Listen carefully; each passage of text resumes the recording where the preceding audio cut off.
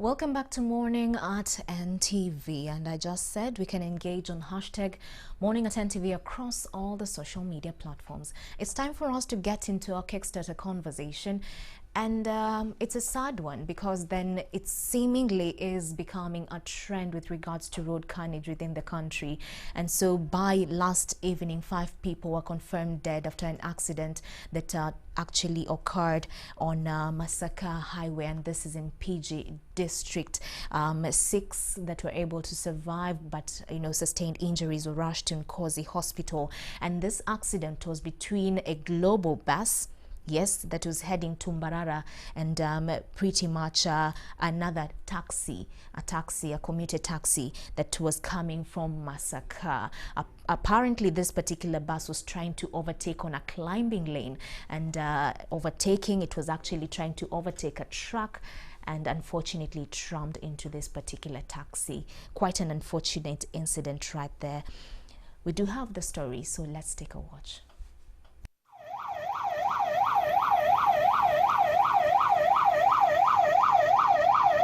Kati nze kyendabye owa bbaasi abadde ayisa box bode kwe kusangayo taxi sizeemu kuwulira birala, tulidde kukubagana pa kyokka se tuse n'avuga n'akadde ne kawoninga ka supiidi kwe kuyisa box bode n'atuuka wakati ng'agiyisiza kwe kuba takisi eva eri ku mukono gwayo.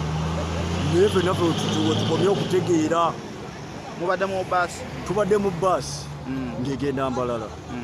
Naye dereva badde avuga bubi, basana badereva ba bbaasi abagurupu ne babagambako ne babatuuza ne babagamba naye ekitabo ekyo bagenda kumalawo abantu.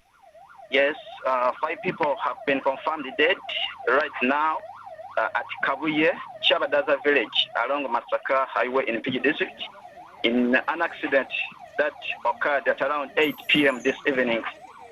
A bus belonging to Global Coaches Company that was going to Mbarara is said to have collided head-on with a taxi that was coming from the opposite direction, that is from Masaka side. I have spoken to some of the eyewitnesses, and they put the blame on the driver of the bus, registration number UAZ 581U. This one was overtaking another truck, a box body, at a climbing lane before ramming into a taxi, registration number UBA 969W. Police says 6 people have been rushed to Nkozi Hospital to receive medical attention, but in critical condition. Right now, traffic police is trying to remove the wreckage of the vehicles from the road to give way for other road users to travel. Police is yet to give us the details of the accident victims. I'm Sadat Mbogo, here in Mpigi district. Thank you so much, Sadat. Of course, later on we'll be touching base with you so you can give us fresh updates with regards to the same, but we say may the souls rest in peace. Like I said, it seemingly is becoming a trend, and would like to look at similar incidences that occurred on our roads this year. Now, on the 12th of August, a bus overturned at Buseye, that is in Iganga Ginger Highway. 2 ended up dead and 42 were left injured. Actually, 3 days after that, on the 15th of August, a bus, knocked a pedestrian, and this happened in Budaka district, 1 person lost his life. On the 18th of August, another accident occurred, a head-on collision with a taxi, and this happened in Mbale, Tirinyi Road. 10 people lost their lives. 3 days after that, a boda knocked a television trading center of Soroti Mbale Highway. A soul was lost in that as well.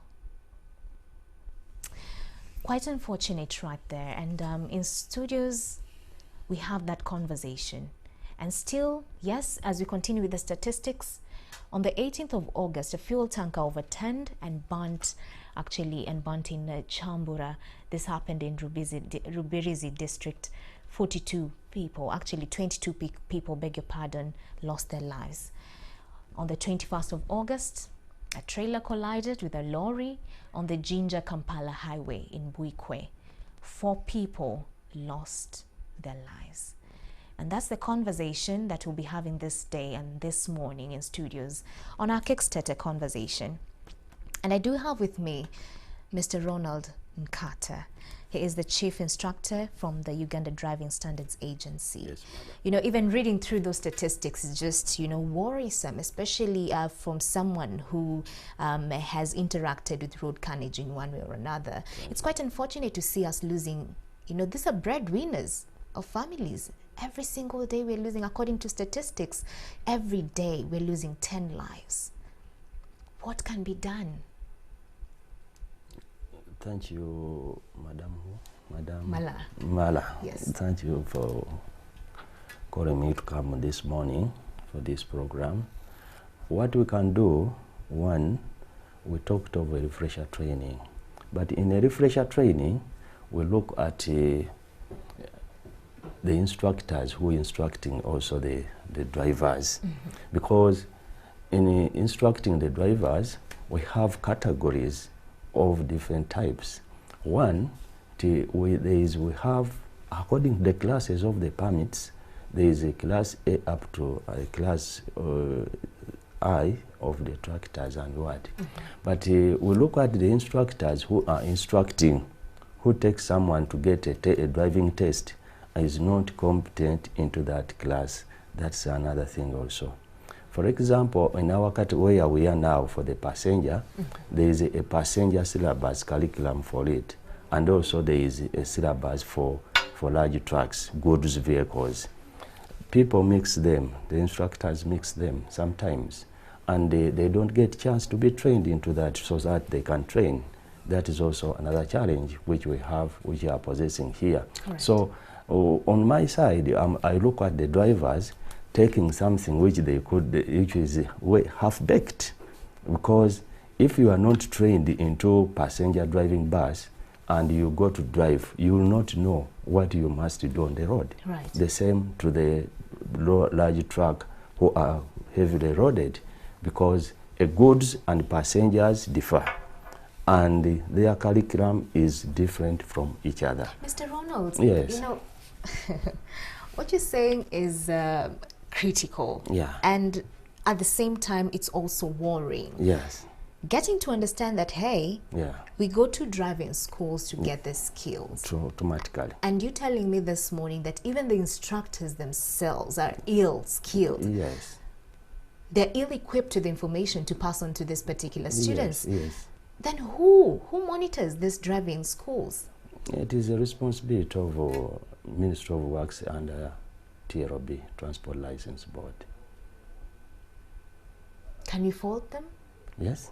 Can we fault them? What does the law say with regards to that? If we have evidence that instructors in these schools are ill-equipped, yeah, and at the same time we know that a majority of these schools are actually privately owned, so at the end of the day it's business. Yes, it is a business. So what can be done? What does the law say with regards to that? Who can be faulted in this? Because lives are being lost every day. We're expecting through TLB to organize the training program for the instructors, which we think if they put into force at least, because much of the instructors on the road also themselves needs it very urgent, so that they can pass it to the drivers. If they don't pass it to the drivers, then drivers will do something given. He picks from what he has been given and put it on the road. It could be correct, it could be wrong. Right. Automatically. Then what do you expect next? You know, we always say that if we have conversations that are objective, yes, these lives that have been lost, yes, you know, need some justice, so to automatically, speak. Automatically. So if you're saying that we have a mess even in that particular curriculum, yes, in the trainers in this sector, yes, who can raise up and say that, hey, we are faulting you and the law can take its course? Who will fight for the voiceless, so to speak? The voiceless to speak, I think it is all under Transport License Board, because these are the people who gives who passes out to the one to be instructor. Are we saying then that the families of them that are affected in one way or another, do have a chance to actually go and sue? Are we talking about I that? will not say that. Because at the end of the day, it seems like this particular sector is unregulated, one, and a lot is being left to chance. Yes. So what next? What next, I think, is to put there some training programs for also the instructors first, most of them. You're thinking that will be a bullet solution? Yes, Okay. it could be a bullet, because what are you passing to others? Okay. What are you giving them? And what are they taking? And what are they doing on the road? Where does it come from? For the other time, we look at someone acquiring a permit, and sometimes they call it to be an easy thing, of which becoming easy thing, that means the training program has a period for which someone has to be trained for that. Right. But as we here, we sometimes reduce it. And then when you are training, because if you are to train someone, then it needs a lot of time, whereby someone who comes in to be trained has no time. Correct.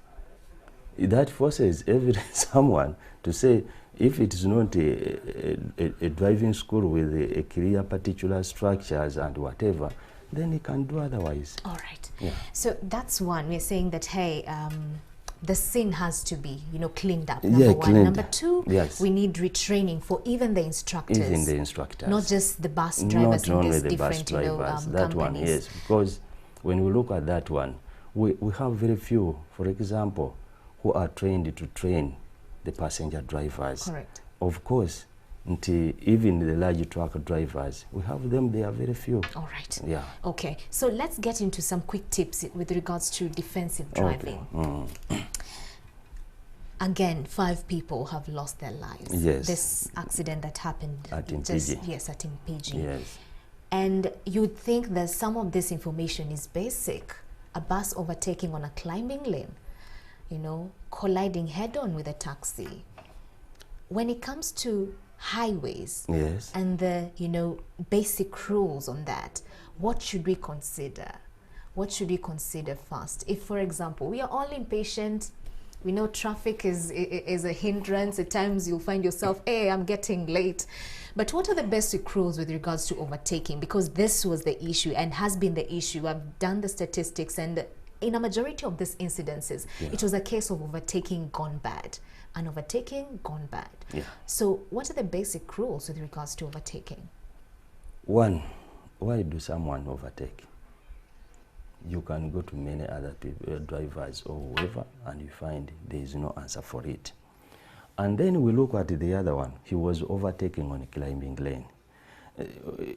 We didn't see up to now because of the day. Because on climbing lane, there is a slow-moving truck. Maybe he was supposed to be there, leaving one who is fast to go. That is also because he was climbing and he was going. And then the other one, those who are going down, they have their lane of which they are using. When there is a climbing lane, there are broken lines which allows someone to, if it is safe, to cross from one side to another side and using it. We are not sure if that person crossed from where he's supposed to drive and goes to the other side because he was overtaking on a hill. Well, we don't know if it was the end of the climbing lane. That is also there. One, if the drivers, they don't change themselves also to drive good when they have seen a traffic officer ahead, that behavior will not change because they have their language on the road to ask each one of them into where are the police officers. Then they communicate. They have their signals which they use. They know where there is a police officer, you will not see a driver behaving badly. If that habit can go away, I think it could be good. Whereby someone knowing no overloading, no overtaking in a dangerous place like that one, or a dangerous spot road like that one. Okay. That one is a habit which has to be changed. And how are we going to change it? It needs time. That's the problem. Right. Because to change someone's attitudes, it's not very easy to put into him For example, me, when I'm driving, I know what I'm supposed to do on the road because rules and regulations, I can follow them. Okay. And you look at someone who is driving and on the same road and you see how he can behave. For example, just an example is where there is jam. You see someone leaves a queue and he goes off the road, pretending he is very fast and quick. Because of that, we look at the road is being destroyed on that side also.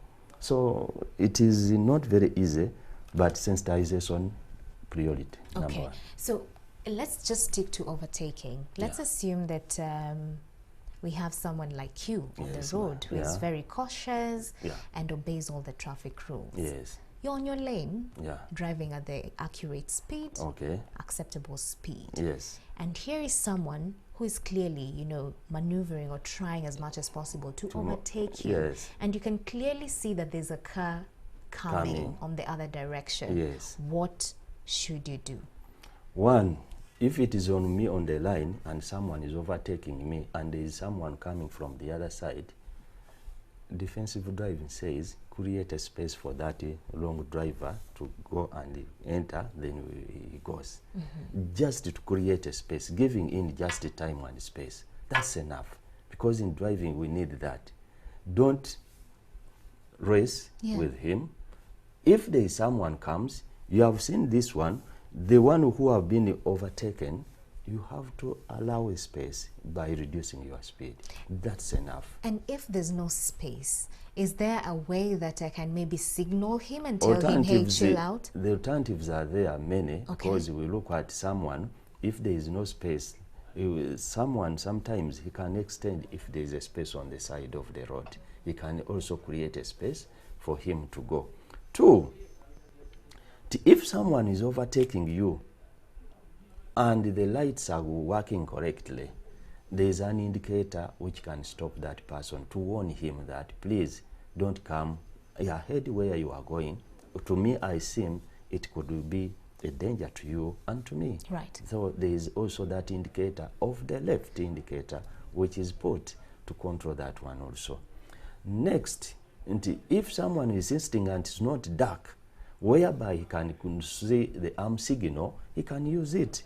Put it there, because people sometimes they miss to see the indicator, whereby he's just has started and he has left the indicator behind, then the arm signal can be there. Right. Yeah. You know, overtaking is quite sensitive. Yes. Let's talk about, because I know over and above just us ensuring that happens, then the other question that comes to the fore is unroadworthy vehicles. Yes.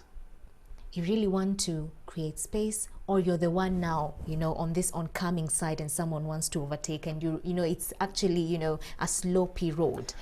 What then happens if you just realize, because a majority would say that, hey, I didn't know my brakes were faulty. What then happens if you find yourself that, you know what, you're coming down on a slope, there's someone who was trying to overtake on this end, and boom, your brakes are just not cooperating with you? What can you do in that event, in that scenario? The other time I was here and I talked about the minding dividing.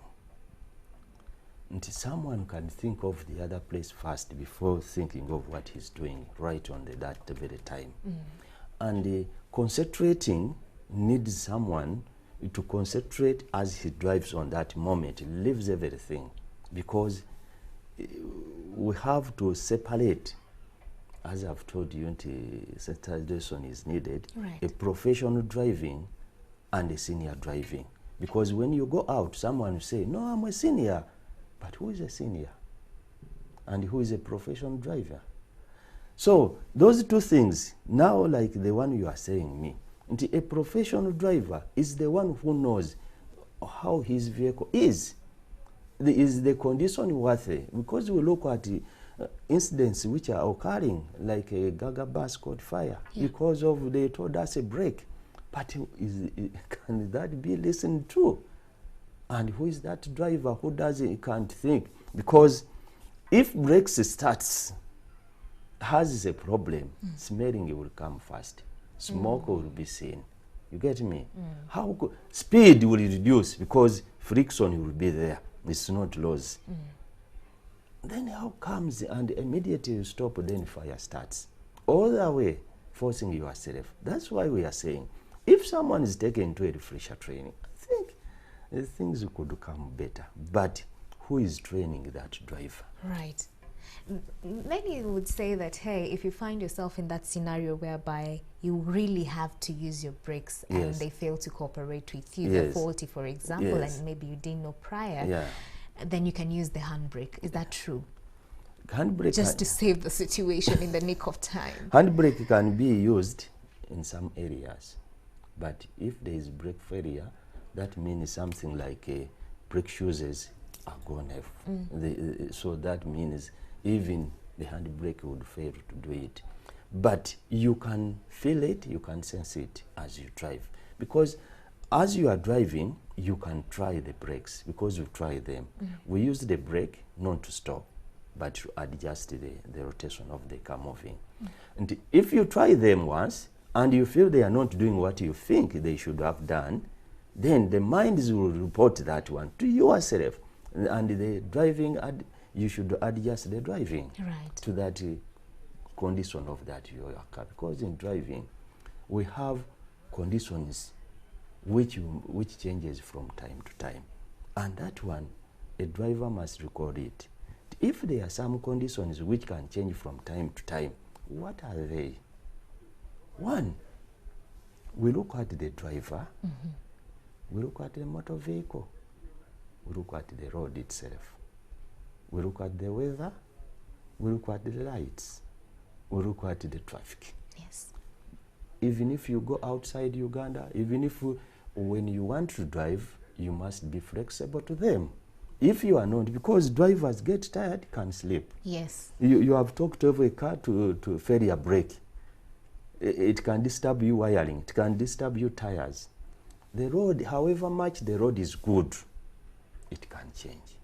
One, you will not avoid breakdowns on the road. And when you look at that one, when there is a breakdown, someone brings the items to fix on the vehicle so that he can repair. After the repair, he will just go. That road will not be the same because there are debris on the road which have remained there. Correct. Next to that, the vehicles will see them, they are leaking. They go on leaking oil on the road. However good the road it is a problem now. It has changed. Right. You have to be, because anything on it, brake skid could be there. Then, okay, the road is very good. We look at the road, highway roads. Dogs are being killed. A lot. But where are the fats goes? They remain on the road. People presses them, they don't get away. Once there is a slight drop of water on it, that it has changed. But people, you see, someone who go over the dead dog, which they have already killed, you relate that driver not to be a good driver on his driving capacity. Because one, you can't go over the dead and you say, I'm a senior. It is like the same as someone driving poop on humps. Yeah. Why do you go and make other passengers to not feel happy with your driving?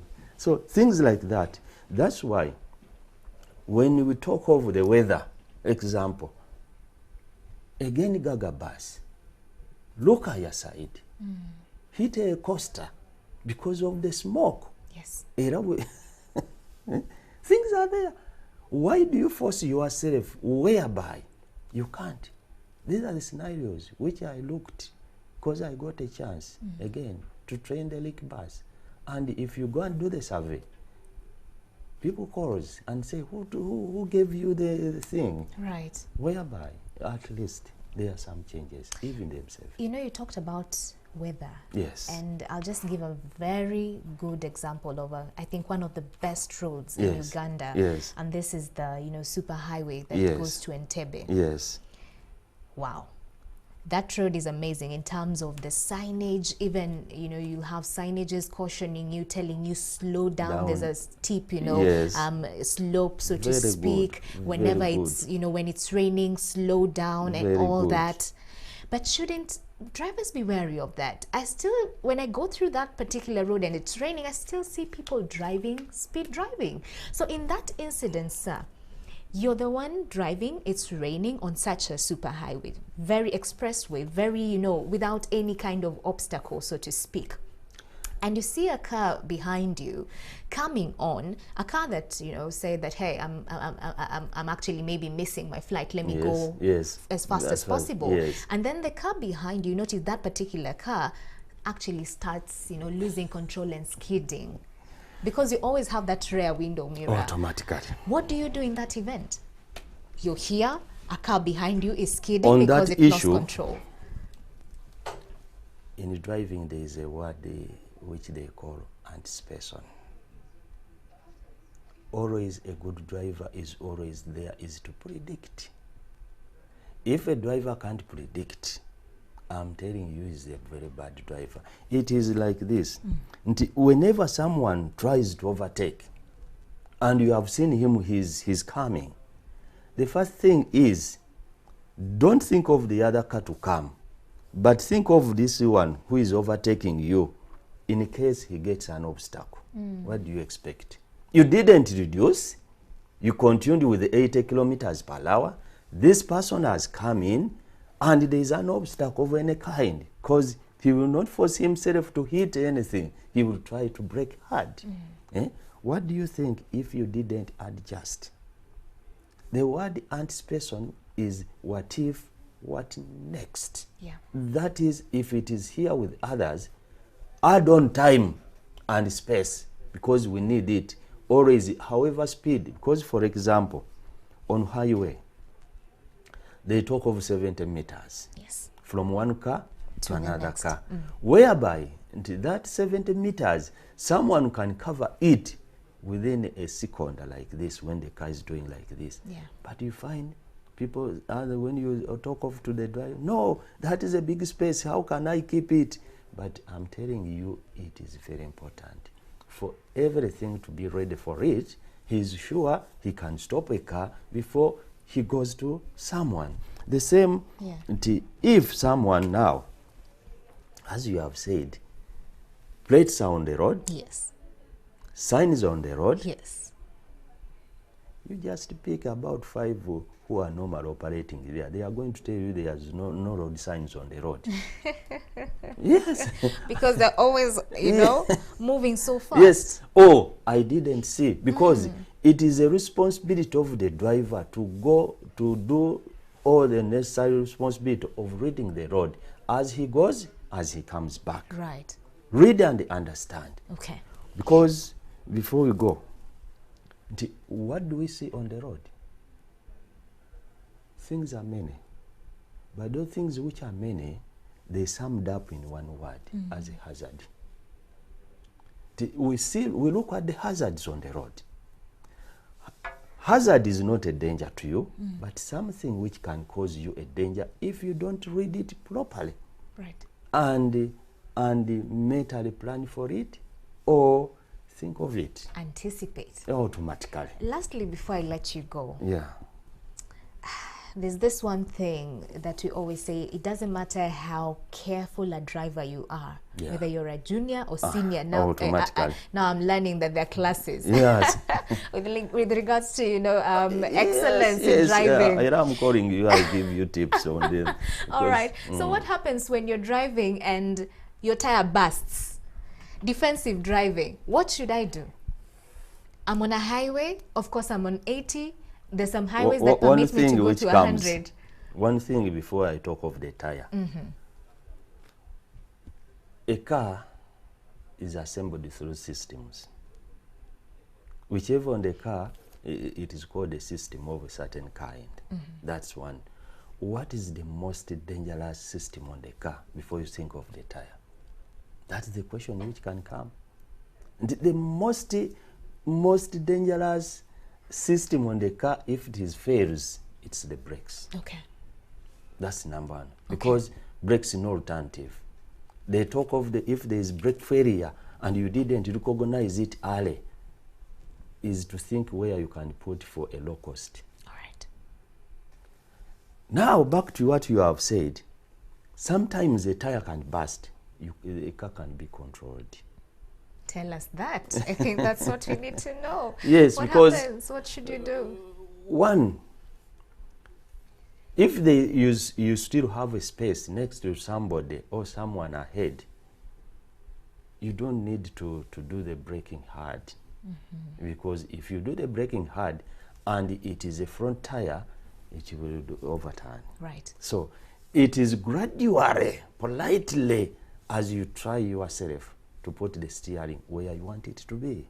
That can save you, unless you were driving with no space to next person. Okay. Then there is no chance for that. All right. Yes. So gradually engage The gears, the of gears course, and yes. also the brakes. Automatically. All People right. think of automatic.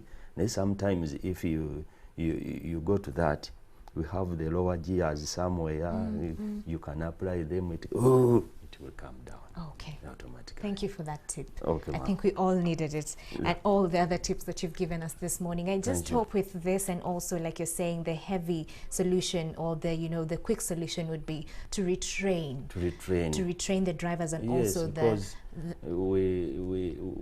you look at someone who is training right. and he's not of Correct. that class. Okay, so retraining the drivers and also the invigilators, so to speak. Thank you so much, Mr. Ronald Nkato, the Chief Instructor from the Uganda Driving Standards Agency, for coming through. We totally appreciate it, and we hope with your input, the numbers are going to go down.